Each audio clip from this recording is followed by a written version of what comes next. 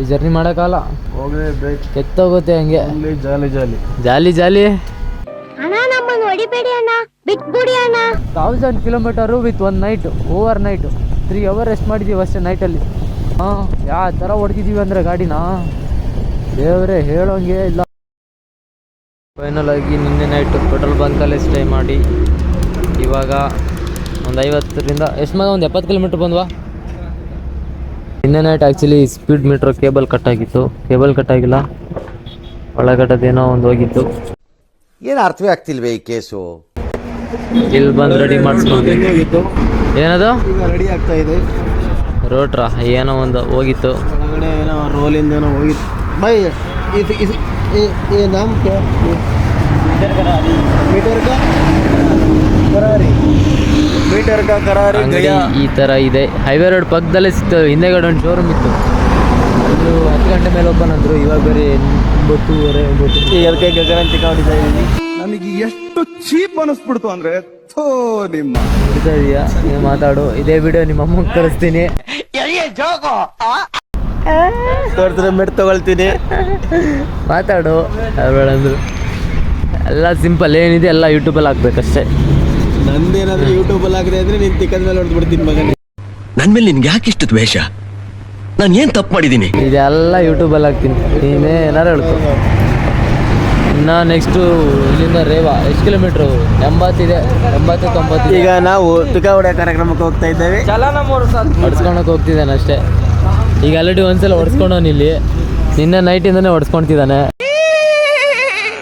ನನ್ನ ಮಗನ ದರಿದ್ರದ ಬಾಯಿಂದನೇ ಇಷ್ಟೆಲ್ಲ ಆಗ್ತಾ ಇದೆ. ಹೌದೌದು, ಪದೇ ಪದೇ ಗಾಡಿ ಗಾಡಿ ಗಾಡಿ ಅಂತ ಸಾಯ್ತಾ ನನ್ನ ಮೇಲೆ ಇದು ಅದು ಇದು. ಹೌದೌದು, ಹಂಗಾಗಿ ಈ ಥರ ದಿಗ್ತಾ ಇದೆ. ನಂದು ಅಷ್ಟೇ. ನಂದು ಪ್ರಾಬ್ಲಮ್ ಏನಾಯ್ತು ಗೊತ್ತಾ?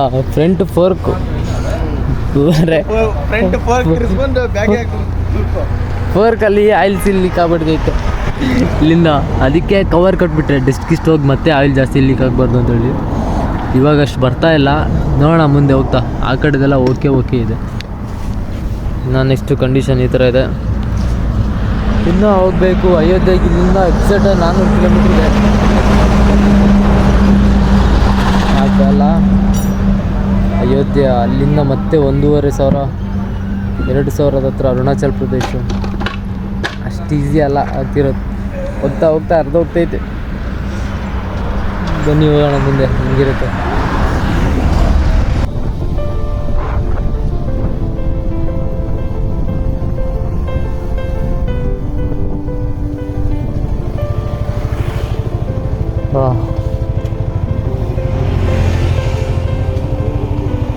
ನಾವಲ್ಲಿ ಕೆಳಗಡೆ ಹೋಗ್ತೀವಿ ನೋಡು, ನಾವಲ್ಲಿ ಕೆಳಗಡೆ ಆ ಕಡೆ ಹೋಗ್ತೀವಿ. ಹಾಂ, ಅದೇ ಮೇನೇವೆ, ಅಲ್ಲೇ ಹೋಗೋದು. ಅಲ್ಲದು ಯೂನಿವರ್ಸಿಟಿ ಇದೆ ನೋಡು, college. ಹೆಂಗಿದೆಯಲ್ಲ place.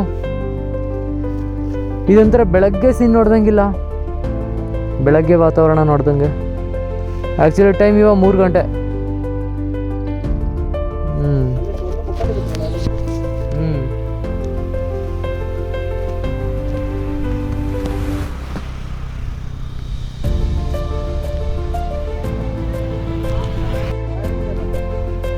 Hello,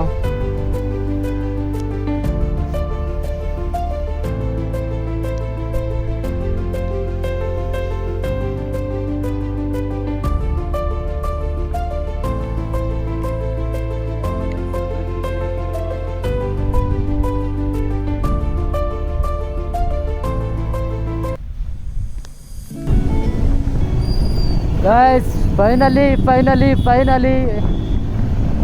Maharashtra direct ನಾವು ಒಂದು ರೈಡ್ ಮಾಡಿದ್ದು, ಅಂದರೆ ನಾನ್ ಸ್ಟಾಪ್ ರೈಡ್ ನಾವು ಮಾಡಿರೋದು. ಆ್ಯಕ್ಚುಲಿ ಯಾವ ವಿಡಿಯೋದಲ್ಲೂ ನಾನು ಹೇಳಲೇ ಇಲ್ಲ.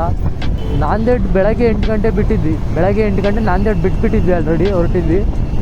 ನಾಂದೇಡಿಂದ ಸೀದಾ ಬಂದ್ವಿ ನಾಗ್ಪುರಿಗೆ. ಓಕೆ, ಸೀದಾ ನಾಗ್ಪುರ್. ಈವ್ನಿಂಗ್ ಆಗಿಬಿಟ್ಟಿತ್ತು ಅವಾಗ, ಒಂದು 5 ಗಂಟೆ ಹಂಗಾಗಿತ್ತು. ನಾಗ್ಪುರಿಗೆ ಬಂದು ನಾಗ್ಪುರಿಂದ ಅಲ್ಲೊಂದು ಸ್ವಲ್ಪ ಹೊತ್ತು ರೆಸ್ಟ್ ಮಾಡಿ 1 ಅವರ್ 1.5 ಗಂಟೆ ರೆಸ್ಟ್ ಮಾಡಿ, ಅದಾದ್ಮೇಲೆ ನೈಟ್ ಆಯಿತು. ಕಾಡು ಗೀಡೆಲ್ಲ ಬಂತು ನಾಗ್ಪುರ ದಾಟಿದ ಮೇಲೆ. ಅದು ಫಾರೆಸ್ಟ್ ಏರಿಯಾ. ಓಕೆ, ಫಾರೆಸ್ಟ್ ಏರಿಯಾದಿಂದ ಹಿಡಿದು ಅವಾಗ ಮಧ್ಯಪ್ರದೇಶ್ ಎಂಟ್ರಿ ಆಗಿದೆ. ನಮಗೆ ಗೊತ್ತೇ ಇಲ್ಲ, ಫಾರೆಸ್ಟ್ ಏರಿಯಾ ಮಧ್ಯದಲ್ಲೇ ಮಧ್ಯಪ್ರದೇಶ್ ಎಂಟ್ರಿ ಆಗಿರೋದು. ಮಹಾರಾಷ್ಟ್ರ ಟು ಮಧ್ಯಪ್ರದೇಶ ಎಲ್ಲ ಫ್ಲೇವರ್ ಇತ್ತು. ಕಾಡು ಗೀಡೆಲ್ಲ ದಾಟ್ಕೊಂಡು ಬಂದ್ವಿ. ಆಮೇಲೆ ಎಲ್ಲಿ ಬಂದೆ ಗುರು ತಡೀರೋ ಕತೆ ಹೇಳ್ತಿದ್ದೀನಿ ಹುಡುಗರಿಗೆ. ಓಕೆ, ಮಧ್ಯಪ್ರದೇಶ್ ಎಂಟ್ರಿ ಆಗಿ ಮಧ್ಯಪ್ರದೇಶ್ ಸಿಯೋನಿಗೆ ಬಂದ್ವಿ. ಊಟ ಹುಡ್ಕೋಣ ಅಂತ ಊಟ ನೋಡ್ತಿದ್ದೀನಿ, ಎಲ್ಲೂ ಸಿಗ್ತಾಯಿಲ್ಲ ಊಟ ಮಾಡೋಕ್ಕೆ.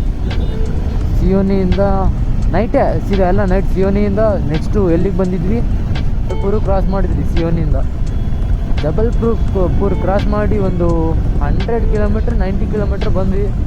ಅಲ್ಲಿ ಯಾವುದೋ ಊರ ಹತ್ರ ಫುಲ್ಲು ಲಾರಿಗಳದೆಲ್ಲ ಟ್ರಾಫಿಕ್ ಜಾಮ್ ಆಗಿ 2-3 ಕಿಲೋಮೀಟರು ಆಗಲಿಲ್ಲದೆ ರೈಟ್ ಸೈಡಲ್ಲಿ ಒಂದು ಪೆಟ್ರೋಲ್ ಬಂಕ್ ಇತ್ತು, ಅಲ್ಲಿ ಹೋದ್ವಿ. ಒಂದು 10 ನಿಮಿಷ ವೆಯ್ಟ್ ಮಾಡೋಣ, ಟ್ರಾಫಿಕ್ ಕ್ಲಿಯರ್ ಆದರೆ ಅಂತ ಅಂದ್ಕೊಂಡು ವೆಯ್ಟ್ ಮಾಡಿದ್ವಿ. ಟ್ರಾಫಿಕ್ ಕ್ಲಿಯರ್ ಆಗಲಿಲ್ಲ. ಆಮೇಲೆ ಅವ್ರು ಪೆಟ್ರೋಲ್ ಬಂಕ್ವರಿಗೆ ಕೇಳಿ ಅಲ್ಲೇ ಕ್ಯಾಂಪಿಂಗ್ ಟೆಂಟ್ ಹಾಕಿದ್ವಿ ಅವತ್ತು. ಅಂದರೆ ನಿನ್ನೆ ನೈಟು 4:30 ಆಗಿತ್ತು ಅವಾಗ ನೈಟ್ ಹಾಕ್ಬೇಕಾರೆ. ಕ್ಯಾಂಪಿಂಗ್ ಟೆಂಟ್ ಹಾಕಿ ಬೆಳಗ್ಗೆ ಎದ್ದಿದ್ದು ಎಷ್ಟೊತ್ತಿಗೆ 8 ಗಂಟೆಗೆ ಎದ್ದಿದ್ದೀವಿ. ಆರಾಮಾಗಿ 7:30 ಎದ್ವಿ. 8 ಗಂಟೆಗೆ ಎದ್ದು ಕ್ಯಾಂಪಿಂಗ್ ಟೆಂಟೆಲ್ಲ ಮಡಚಿ ಲಗೇಜ್ ಎಲ್ಲ ಬೈಕಿಗೆ ಮತ್ತೆ ಕವರ್ ಪ್ಯಾಕ್ ಮಾಡಿ, ನಮ್ಮದಲ್ಲಿ ಹೇಳ್ತಿರಲ್ಲ ನಿದ್ದೆ ಏನೂ ಇಲ್ಲ, ಬರೀ ರೈಡ್ ಮಾಡ್ತಾಯಿದ್ದೀವಿ. ಒಂದು ವೀಡಿಯೋ ಮಾಡೋಕ್ಕಿರಲಿ, ಒಂದು ಫೋನ್ ಕೂಡ ಮಾಡೋಕ್ಕಾಗ್ದಲ್ಲ, ಫೋನ್ ಯೂಸ್ ಮಾಡೋಕ್ಕೆ ಆಗ್ದಲ್ಲ ನನ್ನ ಕೈಯಲ್ಲಿ. ಅವತ್ತಿನ ನೈಟ್ ನಮಗೆ ಕ್ಯಾಪ್ಚರ್ ವೀಡಿಯೋ ತೋರಿಸ್ತೀನಿ. ನೈಟ್ ಬಂದು ಅಲ್ಲಿ ಸ್ಟೇ ಆಗಿದ್ದು, ಏನು ಮಾಡೋಕ್ಕೆ ಆಗ್ದಲ್ಲ. ರೆಸ್ಟ್ ಮಾಡಿದ್ವಿ. 8 ಗಂಟೆಗೆ ಎದ್ದ ಮೇಲೆ ಸೀದಾ ಹೊರಟ್ವಿ. ಮತ್ತು ಆ ಟ್ರಾಫಿಕ್ ಬಿಟ್ಟಿರಲಿಲ್ಲ. ಬೆಳಗ್ಗೆದಾಗಲೂ 8 ಗಂಟೆಗೆ ಒಂದು 1/4 ಕಿಲೋಮೀಟ್ರ್ ನುಸ್ಕೊಂಡು ಲಾರಿ ಹಿಂದೆ ಆರಾಮಾಗಿ ಹೋದ್ವಿ. ಆಮೇಲೆ ಅಲ್ಲೆಲ್ಲ ಊರೆಲ್ಲ ದಾಟಿದ್ಮೇಲೆ ನಾಗ್ಪುರಿನ ಮುಂದೆ ಅಲ್ವಾ ಅದು, ಜಬಲ್ಪುರಿನ ಮುಂದೆ ಅಲ್ಲಿ ಟ್ರಾಫಿಕ್ ಆಗಿರೋದು. ಆ ಊರ ಹೆಸರು ಗೊತ್ತಿಲ್ಲ ನನಗೆ. ಅಲ್ಲಿಂದ ಹಿಡಿದು ಇವಾಗ ಸೀದಾ ಪ್ರಯಾಗ್ರಾಜ್ ತನಕ ಬಂದ್ವಿ ಗಾಡಿ ಓಡಿಸ್ಕೊಂಡು. Prayagraj literally bro 900 kilometre totally 900 kilometre cross ಮಾಡಿದ್ದೀವಿ ಇವಾಗ 24 ಅವರ್ಸಲ್ಲಿ. 24 ಅವರ್ಸ್ ಎಲ್ಲ ಜಾಸ್ತಿನೇ ಆಗಿದೆ. ಬಟ್ ರೆಸ್ಟ್ ಮಾಡಿದ ಎಷ್ಟು ಅವರು? Only 3 hours. ಏನ್ರ ಇದು ಗುಂಡಿ, ಯಾರಿಗೆ ಸಮಾಧಿ ಮಾಡೋಕ್ಕೆ ಗುಂಡಿ ಹಾಕಿದ್ದೀರೋ? ಸುಮಾರು ದೊಡ್ಡ ಜರ್ನಿ ಆಗ್ಬಿಟ್ಟು ನಮ್ದು. ಅದೇ 1000 kilometre with 1 night, over night 3 hour rest ಮಾಡಿದ್ದೀವಿ ಅಷ್ಟೇ ನೈಟಲ್ಲಿ. ಯಾವ ಥರ ಹೊಡ್ತಿದ್ದೀವಿ ಅಂದರೆ ಗಾಡಿನ ದೇವರೇ ಹೇಳೋಂಗೆ ಇಲ್ಲ. ಆ ಥರ ಬಿಟ್ಟಿಲ್ಲ ಅಂದರು ಎಲ್ಲ ಕಡೆ ನುಗ್ಗಿಸ್ಕೊಂಡು ಹೋಗಿದ್ದು. ಇವಾಗ ಬಂದು ಪ್ರಯಾಗ್ರಾಜಲ್ಲಿದ್ದೀವಿ. ಇವಾಗ ಪ್ರಯಾಗ್ರಾಜಿಂದ ಮತ್ತೆ ನಿಲ್ತಾ ಇಲ್ಲ, ಇಲ್ಲೆಲ್ಲೂ ರೂಮ್ ಸ್ಟೇ ಮಾಡ್ತಾ ಇಲ್ಲ. ಸೀದಾ ಹೋಗ್ತಾ ಇರೋದೇ ಅಯೋಧ್ಯೆಗೆ. ಅಲ್ಲಿಗೆ ಮೇ ಬಿ 1150 ಕಿಲೋಮೀಟರ್ ಆಗಿತ್ತು ಟೋಟಲ್ ಆಗಿ ನಾವು ರೈಡ್ ಮಾಡಿದ್ದು. ರೈಡ್ ಆಗಿರೋದು ಹೆವಿ ಅಂದರೆ ಹೆವಿ ಸುಸ್ತಾಗ್ಬಿಟ್ವಿ, ಹೇಳೋಕ್ಕೆ ಆಗ್ತಾಯಿಲ್ಲ. ಇವಾಗ ಒಂದು ಕಡೆ ನಿಂತ್ಕೊಂಡು ಸ್ವಲ್ಪ ಅದಿದ್ದು ಹೊಟ್ಟೆಗೆ ಪೂಜೆ ಮಾಡಿಕೊಂಡು ಈಗ ಹೊರಟಿದ್ದೀನಿ. ಇವಾಗ ಎನರ್ಜಿ ಹೊಟ್ಟೆಗೆ ಬಿದ್ಮೇಲೆ ಎನರ್ಜಿ ಬಂದಂಗೆ ಆಗಿದೆ. ಅಷ್ಟು ಅಲ್ಲಿ ತನಕ ನನಗೆ ಯೂಟ್ಯೂಬಲ್ಲಿ ವೀಡಿಯೋ ಏನೂ ಬೇಡ ಅನಿಸ್ಬಿಟ್ಟಿತ್ತು. ಅಷ್ಟು ತಲೆನೋವು, ಅಷ್ಟು ಅಂದರೆ ಅಷ್ಟು ಸಖತ್ತು ಸ್ಟ್ರೆಸ್ ಆಗಿಬಿಟ್ಟಿತ್ತು. ಇವಾಗ ಸ್ವಲ್ಪ ರೆಸ್ಟೆಲ್ಲ ಮಾಡಿಕೊಂಡು ಈಗ ನೆಕ್ಸ್ಟು ಇವಾಗ ಅಯೋಧ್ಯೆಗೆ ರೀಚ್ ಆಗ್ತೀನಿ. ನೈಟ್ ವೀಡಿಯೋ ಮಾಡ್ತೀನಲ್ವ ನನಗೂ ಗೊತ್ತಿಲ್ಲ. ಏ ಯಾವ ಕಡೆ ನಾವು ಬರ್ತೀರಾ ಕತ್ತೆಗಳ? ಆಮೇಲೆ ಇನ್ನೊಂದು ಮಧ್ಯಪ್ರದೇಶ್, ಮಹಾರಾಷ್ಟ್ರದ ಮಧ್ಯಪ್ರದೇಶ ತನಕ ಎಲ್ಲ ಜನ ವರ್ಸ್ಟು ಬಾಯಿಗೆ ಬರುತ್ತೆ. ಸುಮ್ಮನೆ ನುಗ್ತಾರೆ ಗುರು. ಇಂಡಿಕೇಟ್ರ್ ಹಾಕಲ್ಲ, ನೋಡಲ್ಲ. ಆಮೇಲೆ ಒನ್ ವೇ ಹಿಂಗೆ ಹೋಗೋ ರೋಡಲ್ಲೂ ವಾಪಸ್ ಬರ್ತಾರೆ. ಏನು ಹೇಳ್ತೀರ ಹೇಳಿ? ಸುಮ್ಮನೆ ದೊಡ್ಡ ತಲೆನೋವು ಆಗ್ಬಿಟ್ಟಿದ್ದೊಂದು. ಅಂತಂದು ಬಂದ್ವಿ ಗುರು ಸೀದಾ ಪ್ರಯಾಗ್ರಾಜಿಗೆ. ಇವಾಗ ನನ್ನ ಫ್ರೆಂಡ್ ಬೇರೆ ಇಲ್ಲೋ ಇದ್ದ ಜೊತೆಗೆ. ಅವನು ಮುಂದೆ ಕಳಿಸಿ ನಾನು ಹಿಂದೆ ಬರ್ತೀನಿ ಹೋಗು ಅಂತ ಹೇಳಿ ಕಳಿಸ್ದೆ. ಈಗ ಎಲ್ಲೋದನ್ನ ಗೊತ್ತಿಲ್ಲ. ನೋಡೋಣ ಮುಂದೆಲ್ಲಾರೋ ಸಿಗಬೇಕು ಅವನಿಗೆ. ನೋಡ್ತಿದ್ದೀರಲ್ಲ ಫುಲ್ಲು ಪ್ರಯಾಗ್ರಾಜ್ ಮೇನ್ ಬ್ರಿಡ್ಜ್. ಇದು ಯಾವುದೋ ಕೆರೆ ಹೊಳೆ, ಇದು ಫ್ಲ್ಯಾಶೇ ಆಗ್ತಲ್ಲ ನನಗೆ ಎಕ್ಸೈಟ್ಮೆಂಟಿಗೆ. ಓ ಇದ್ರಲ್ಲಿ ಫುಲ್ಲು ನೀರು ತುಂಬ ಬರಬೇಕು, ಫುಲ್ಲು ಬಾಯಿಗೆ. ಏನಿದೆ ಊರು ಬ್ರಿಡ್ಜು? ಆ ಕಡೆ ಟ್ರೈನ್ ಹೋಗ್ತಿದೆ. ನಿಮಗೆ ಕಾಣಿಸಿಲ್ಲ ತಡ್ರಿ, ಝೂಮ್ ಮಾಡಿ ನೋಡ್ತೀನಿ. ಝೂಮ್ ಮಾಡಿ ತೋರಿಸ್ತೀನಿ. ಟ್ರೈನ್ ಹೋಗ್ತಿದೆ. Water timing bro, quick. ಆ ಕಡೆ ಟ್ರೈನ್ ಹೋಗ್ತಿದೆ.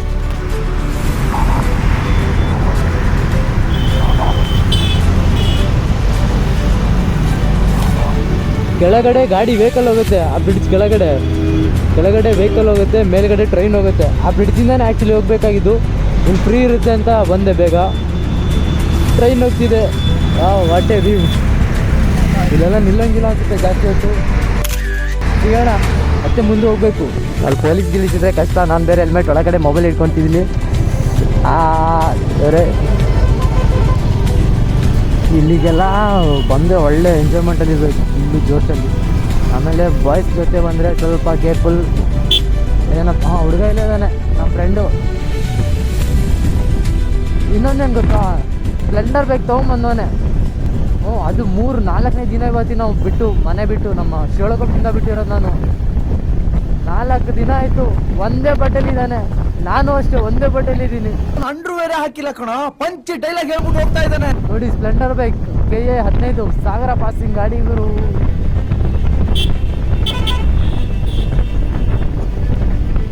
ಇಲ್ಲೆಲ್ಲ ಸೈಕ್ ಮಚ್ಚ ಗಾಲಿ